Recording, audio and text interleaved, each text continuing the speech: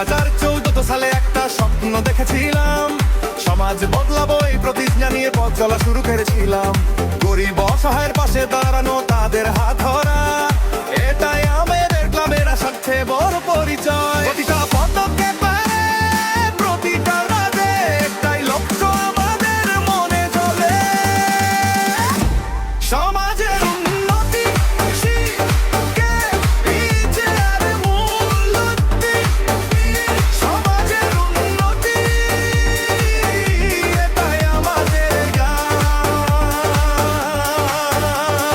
গরিবের হাসি ফোটানো, অসহায় চন্দ্রানো, এই ক্লাবের নামে আজ সবাই হাত তুলি।